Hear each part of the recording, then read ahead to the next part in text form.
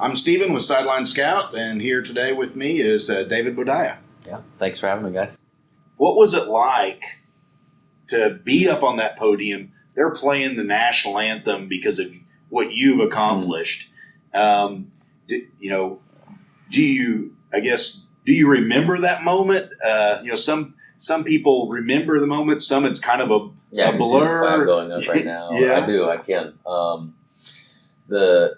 I think watching each Olympic Games, and I can close my eyes and picture, like, I just remember athletes in Athens in 2004 on the podium, and so that was something that I've dreamed of since watching the games in '96, and for it to come true in 2012, a lot of times you say you visualize what you want and what you want to accomplish or whatever it would be. And so it's easy for me to put myself in a situation where I can see myself on the middle podium, seeing the flag go up, hearing the national anthem play, but it's another thing to get it done. And so it happened in London, but the feeling it was overwhelming. It was surreal. I just remember my name didn't move from the top after the last diver from trying to win my final, and it was kind of like, is that right?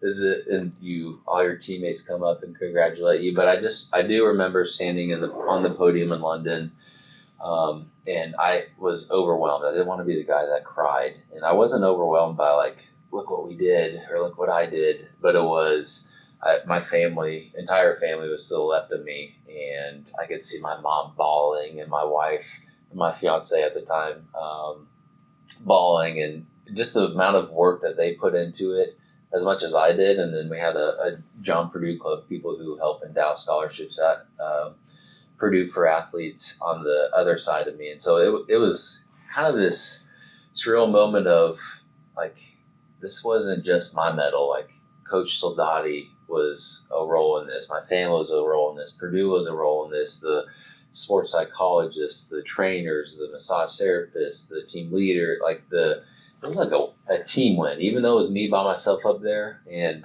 that was my overwhelming feeling, and I was pushing back those tears to not just go all bawling, but it's a phenomenal moment to be in that middle podium. So, you've got this great support team behind you and everything, and you've started a family, and how do you balance all that? And well, sometimes not very well. You can ask my wife, Sunny, that. But I think each Olympic Games has brought me at a different stage of life. So in 2012, 2008, it was just me, and I had little responsibility outside the pool, and I could train, and no outside pressure like that. And I think pressure is a good thing. But in 2012, I was now newly engaged. I was out of college, and so there was some responsibility. But Rio in 2016, we had a daughter, Coda, and so now I had a family. And now going into Tokyo, I have 3 kids, and I have a wife, and I have the responsibility to provide for my family. So there's outside responsibilities, and I think over the years I've learned to try to balance it. When it's my time to be at the pool and work, then I turn the switch on and I get to work. And once I leave the pool, that switch goes off, and I'm at home and I'm trying to be the best husband and father that I can for my kids. And so the pressure as far as competition-wise and preparing, I think, has decreased because I have so much going on outside of the pool where I have to take care of 3 little ones and provide for my family. And so the balance is crucial when I put the right perspective on what I'm doing in that certain time. What's the best part of practice, and what's the worst part of practice for you? I think it depends on the day what the best part of practice is. There's no better feeling than going off the board, making the moves perfect, and going in the water without a splash. It's like an addiction. So when practice goes right and everything clicks and you're just diving phenomenally, then the other side, the worst part of practice is, I think, the off season, where you come in and you just know, like, you're going to be on the verge of puking, because you have so much conditioning that you're doing, trying to get stronger for the event. And, also those days where nothing's clicking and you get super frustrated. But even though diving is an individual sport, I think that's when the team comes behind and your coach comes into play, and it's like, hey, you had a bad practice. That's the reality of it. But there's tomorrow, and you get to work the next day to perfect what you did terribly this day.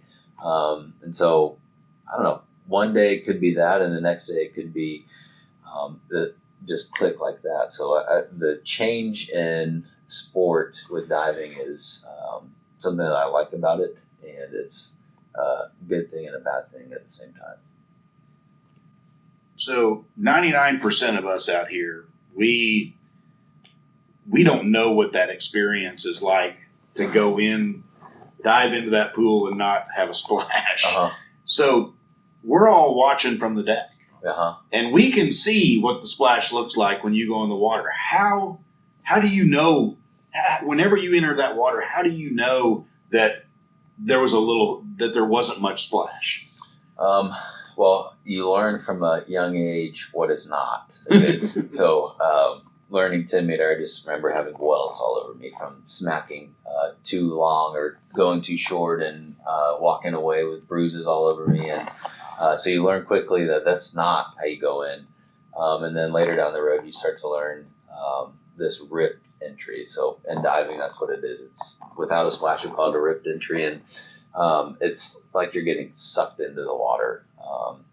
So you're taken off the board. And I think you kind of know when you go off the board if you're going to make it without a splash. And but you go through the water, and it's like the reverse cannon where you get shot out of the cannon, but it's almost like you're getting sucked back into the cannon. And I remember the first time I learned how to rip a dive without a splash. It was like, this is amazing. And the feeling, obviously you want it in competition, but it's hard to explain without experiencing it for yourself.